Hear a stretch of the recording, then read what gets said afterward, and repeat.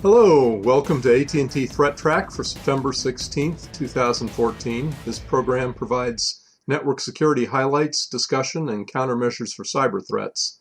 Today I'm joined by Stan Nurilov. Stan, what's going on?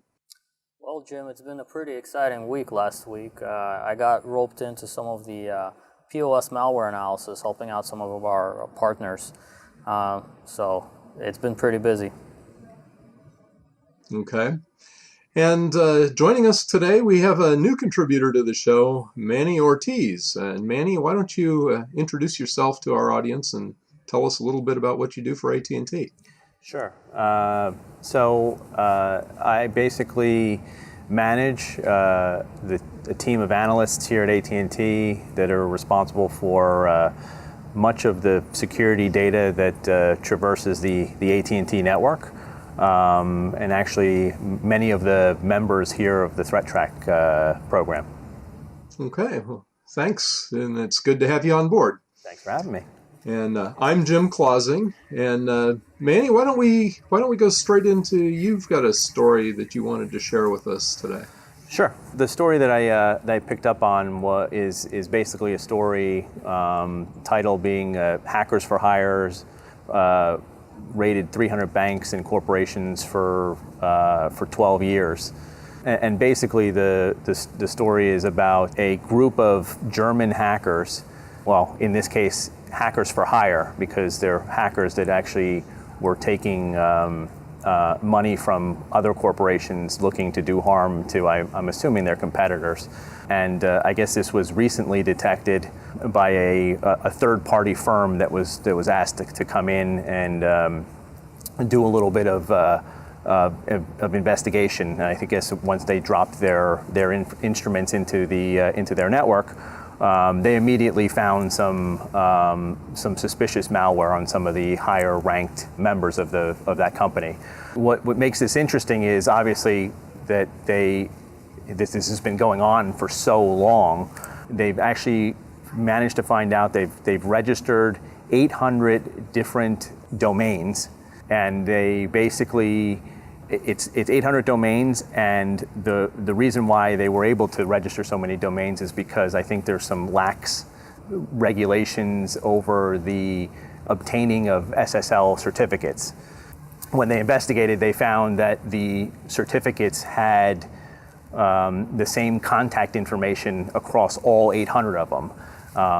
That's probably a little unusual that there's so many that have the same contact information. So what they're saying is that they managed to get into some of these companies using some very simplistic malware by using normal techniques. It was basically a phishing campaign where they would set up what looked like legitimate domains and businesses to lure in the companies that they obviously were paid to extract data from.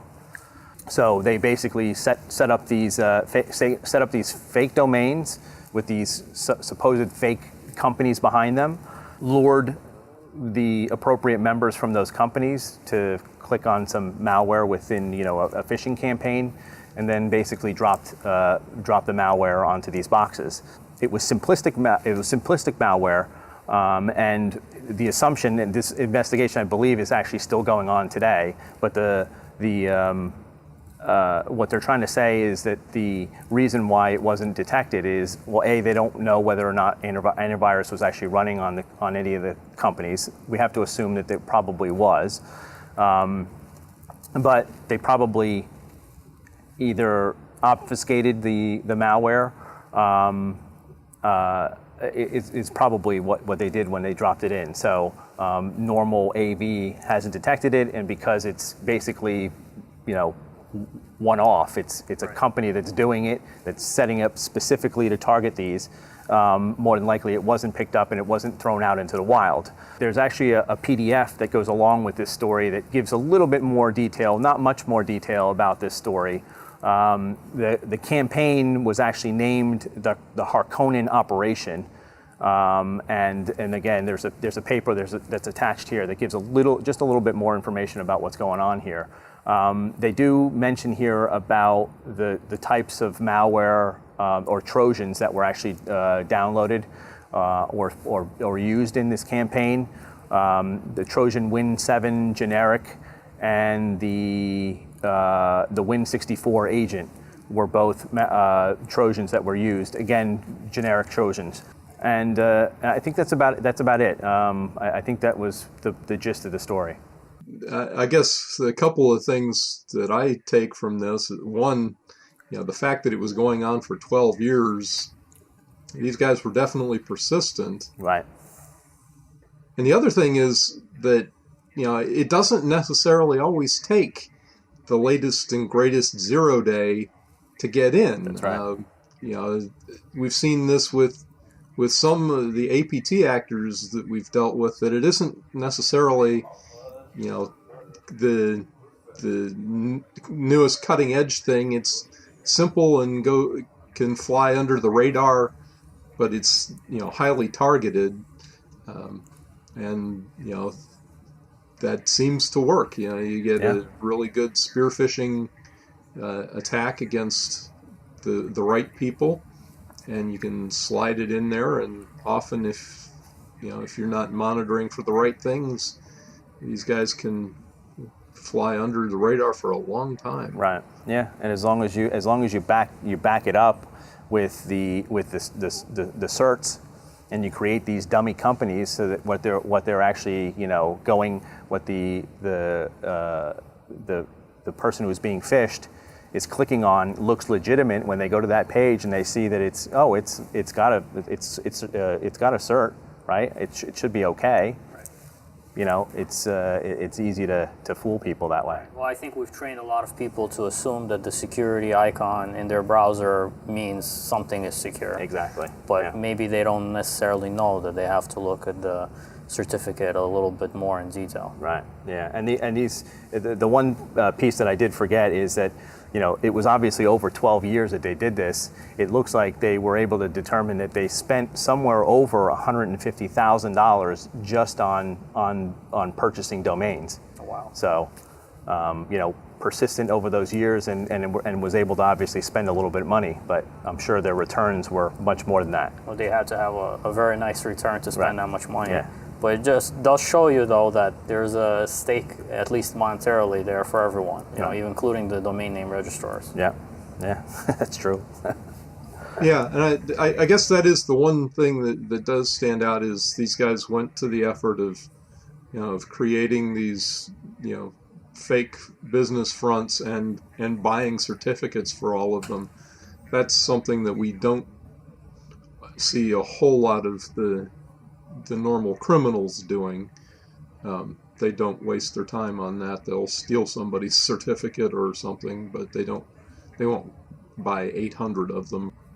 Stan, we've heard a lot about the POS, point of sale malware attacks, especially with the Target thing last fall, and it's been in the news lately. You found something about that. You want to talk about that a little bit? Yeah, well, in all of my adventures with malware analysis, something interesting came across my desk last week when everybody was putting out their white papers about POS malware.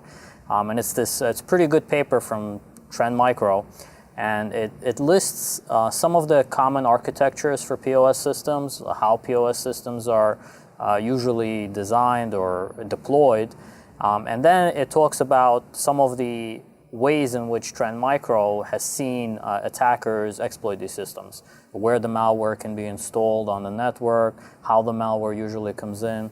They talk about a few malware families that they've seen in the wild that target POS systems, and they've also talk about some of the ways that data is exfiltrated out once it's collected. And some of the ways they mention, these can change obviously, but like FTP, HTTP, and even the Tor network have all been used to exfiltrate out, credit card data. So it's a very nice paper. It gives a very good overview of the architecture of POS systems, what some of the threats are, how they've been exploited recently, some of the malware families that are relevant, And it also talks about some of the possible mitigations that people can take to protect their POS systems. So I highly recommend it. We'll obviously have the link for you guys to explore it, but it's a very good overview, and it certainly helped me as I was doing malware analysis to have that kind of overview. It does look like a really interesting paper that's got a lot of info on how the POS malware works, which is, I think, useful for a lot of us that don't necessarily spend a lot of time dealing with it to understand, how those systems work and how the malware works. So, yeah, thanks. Thanks for sharing that. And you also have an APT report that you wanted to talk about? That's right. I actually came across a FireEye article. I think it came out last week. And they have an interesting observation to share with all of us. So they've observed two APT groups that they consider separate APT groups because they're geographically spread out, and they're actually targeting separate kinds of industries.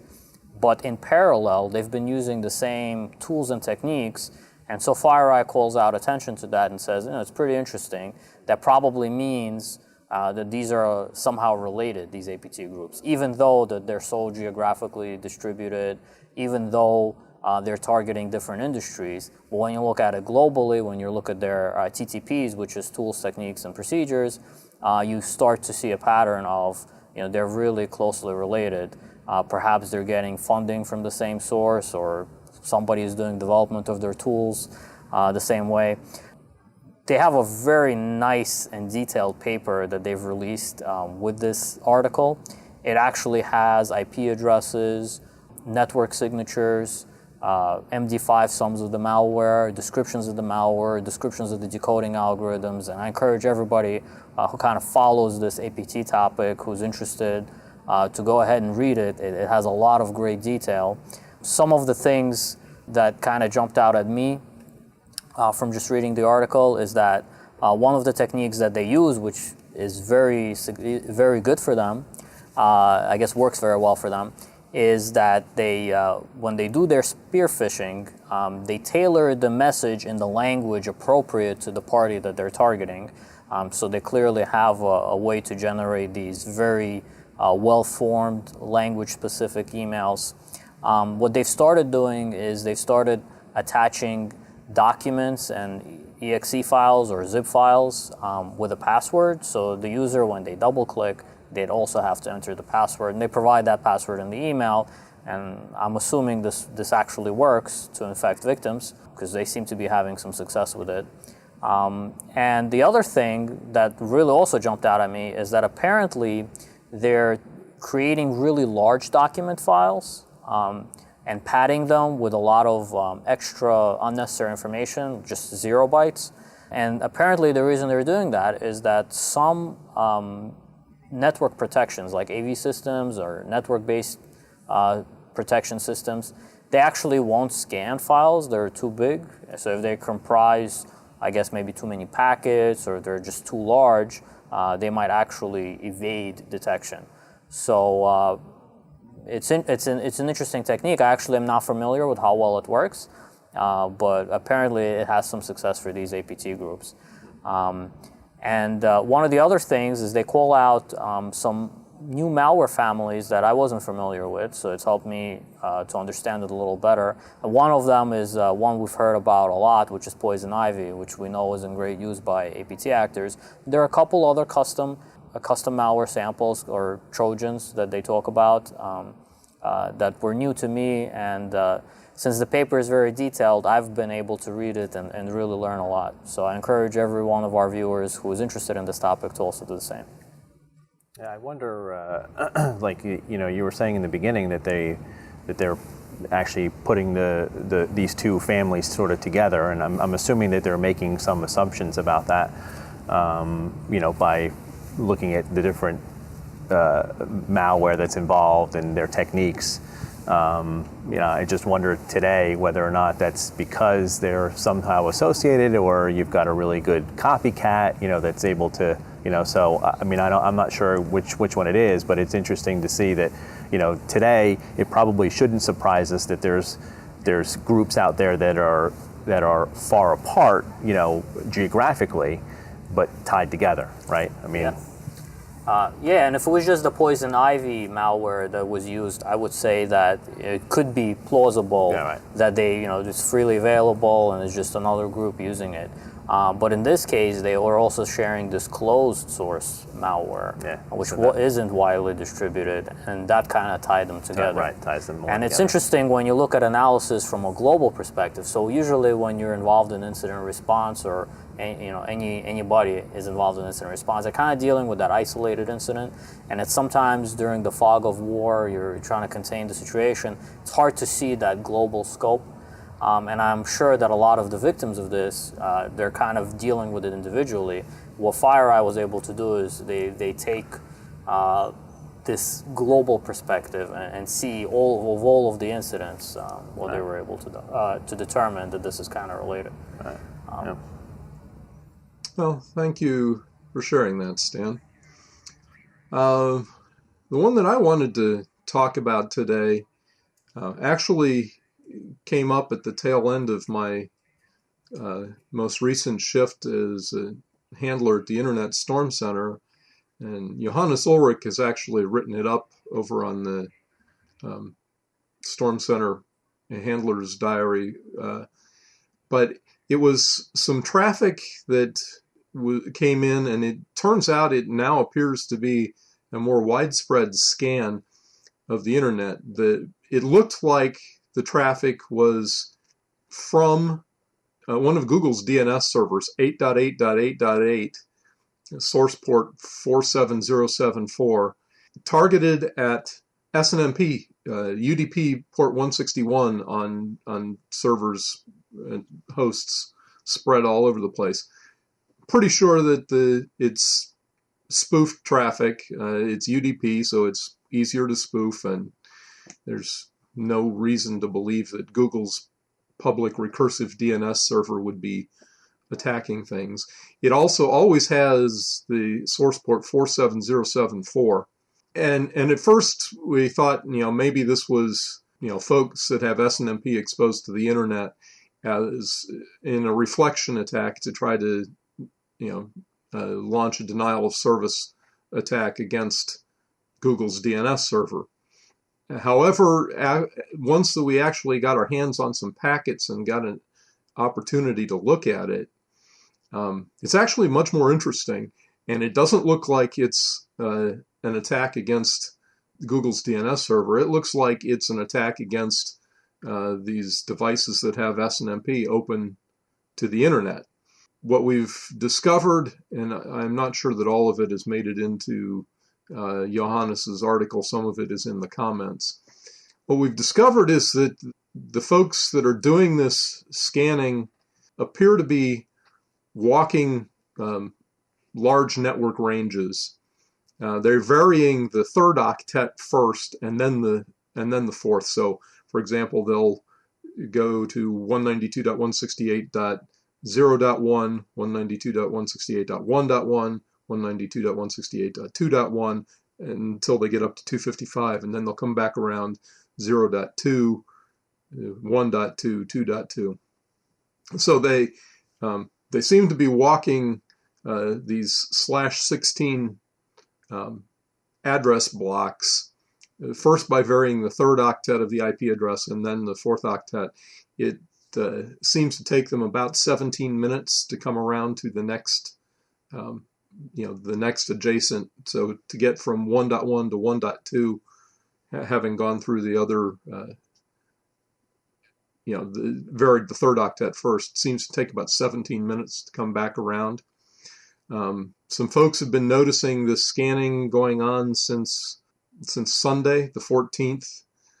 And as I said, it appears that it's an attack against devices that have SNMP open to the internet, because when we actually got some of the packets and were able to decode them and look at them, what they're attempting to do with the packet is to do a set, an SNMP set, using the private community string to change the default TTL on the device to 1, and turn off IP forwarding. So the result of this is if either of those succeed, the router is not going to pass traffic anymore. It's not going to forward it from inside to outside or outside in. And any traffic that it does send, it'll set the TTL to 1. It'll go one hop.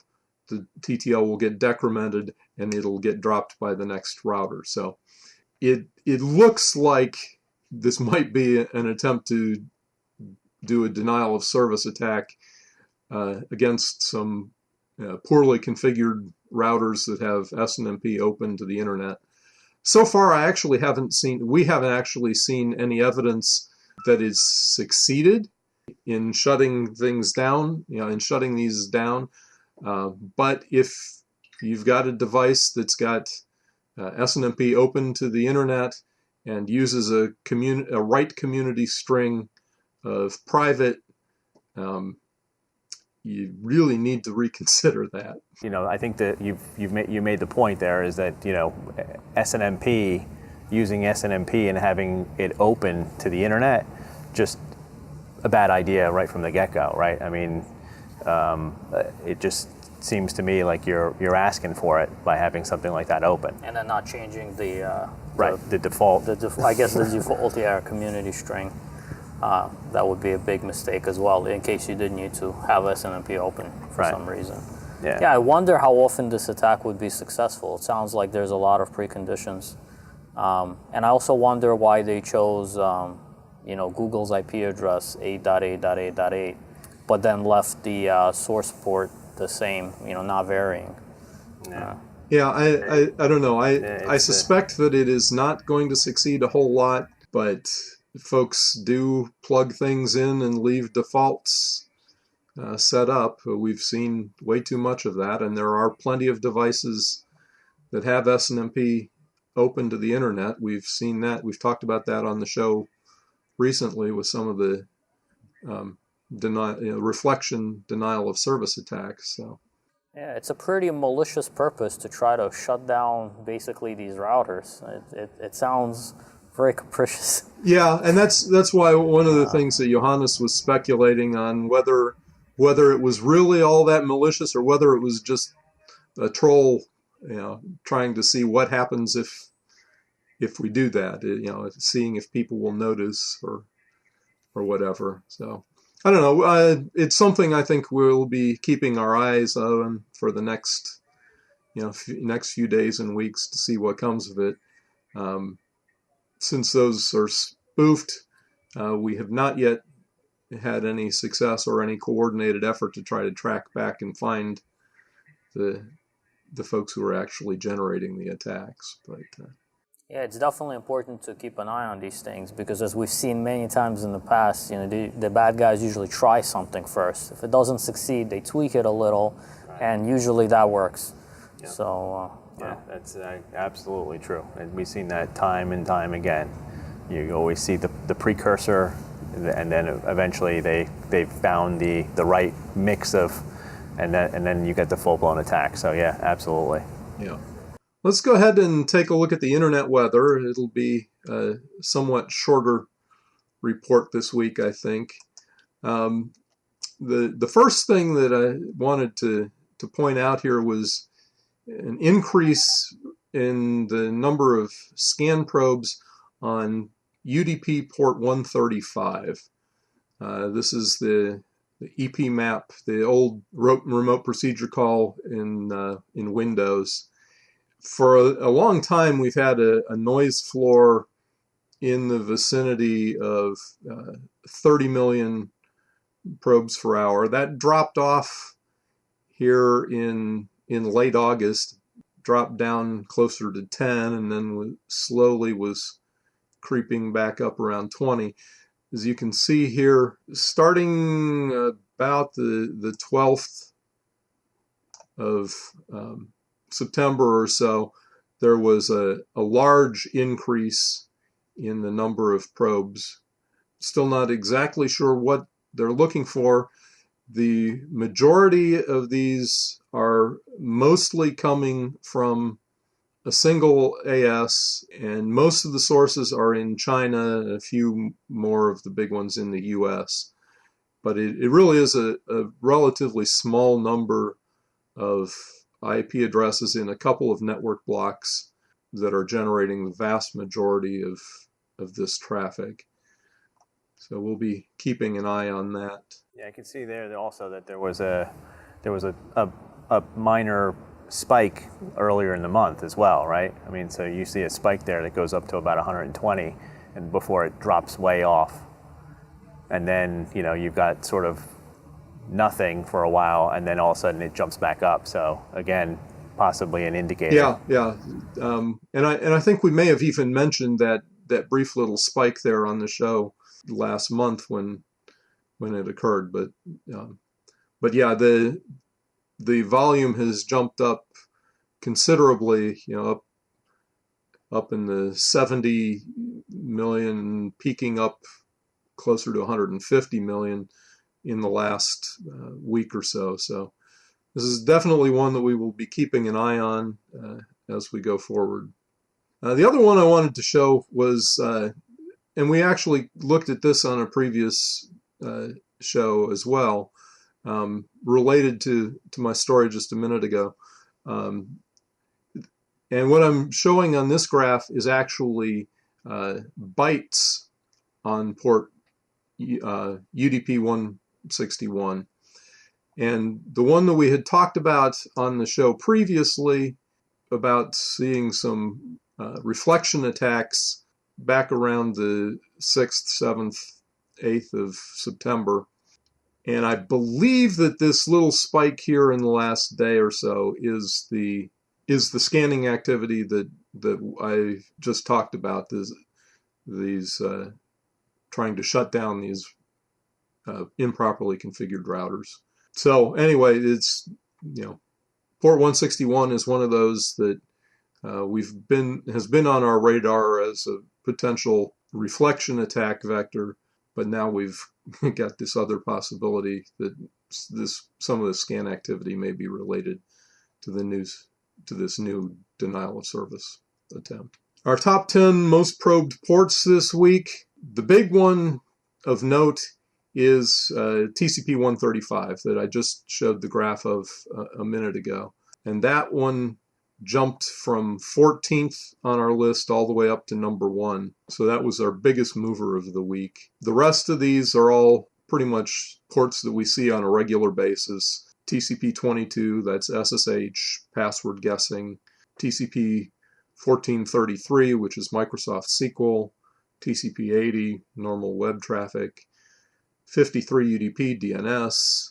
23 TCP, Telnet, again, normally password guessing. TCP 445, which a lot of that traffic is looking for weak file shares or still some lingering config even after all these years. TCP 8080, which is alternate web port, proxy, Tomcat, and TCP 443. Most of these ports, all of these ports we've seen on these reports in the past. Actually, one thing to note, though, is the size of this other wedge over here. This week yesterday there were another 5,000 ports that showed up that we were seeing scan probes on, which is, in previous weeks, that's usually closer to 1,000. So not sure what all is going on there, but there seems to be a lot of scan activity on a lot of ports in the last 24 hours. Yeah, that's a significant jump. If you're going from 1,000 to 5,000. Now the volume of ports, or the volume of probes wasn't as significant. It wasn't a fivefold jump in the volume of probes, but the number of ports being probed went up, and that was right. A little odd, and I don't really know what to make of that, but just did want to point that out. And similarly, our other usual graph, the most sources doing the probing. Again, there's nothing really new on this one. The ICMP being at the top, it was second last week, and that's a little bit unusual. We normally don't see that quite there at the top, but 445 TCP, 80 TCP, 8080 TCP, 23 TCP, 8081 TCP, which is another alternate web or proxy port, 3128 TCP, which is Squid proxy, 27015 UDP, which is gaming, and the 16470 UDP, which is one of the zero access ports, which for the last few weeks has been just outside the top 10. This week it crept back into at number 10, but really nothing stands out there as particularly unusual. We've seen all of these ports on previous reports. And that's our show for today. If you'd like to get in touch with us, you can email us at threattrack@list.att.com. To get notice of new episodes, you can follow us on Twitter. Our handle is @ThreatTraq. The ThreatTraq video is available at att.com/ThreatTraq and on YouTube at the AT&T Tech channel. There's also an audio-only version on iTunes. Thanks for joining us today. Thank you, Stan. Thank you, Manny. I'm Jim Clausing. We'll be back next week with a new episode, and until then, keep your network safe.